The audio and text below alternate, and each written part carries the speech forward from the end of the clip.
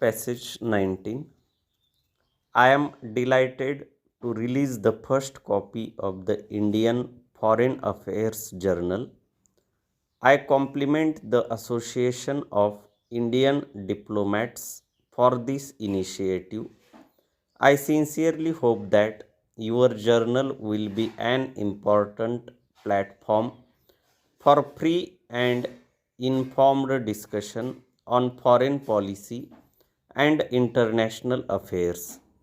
I have always believed that one of our greatest civilizational strengths is that public policy is shaped by a broad consensus based on a rich and healthy tradition of open debate and public discussion. This has lent a measure of democratic predictability and resilience to our policies. I recall, for example, that the reorientation of our economy in 1991 came after an informed debate of nearly a decade on our economic policy. Such public discussion prepared the domestic ground for the transition that followed.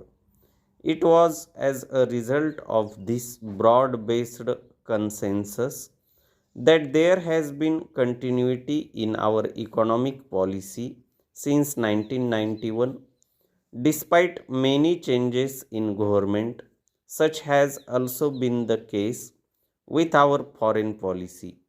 In this context, it is instructive to recall that even before independence, our political and intellectual leaders extensively debated the contours of the foreign policy of an independent India. As I said yesterday, Panditji elaborated his vision of foreign policy within hours after he took charge as the head of the interim government. He could do so not only because of his own well considered views on the matter, but also because he knew his views reflected a consensus within the Congress party and the nation. Para. I do not suggest that such a consensus has avoided differences of opinion on foreign policy within our society. Over the past 5 decades of independence, there have been divergences and debates on many elements of our foreign policy. Within Parliament and outside, among commentators and our press, the burning issues of the day have always been debated and contested hotly.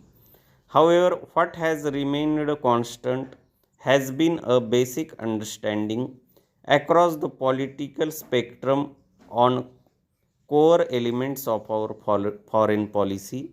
This has contributed to building a broad mainstream consensus on vital issues of the day. On matters pertaining to our region and beyond, this has helped our leadership take positions based consistently on our national interest and in line with public opinion.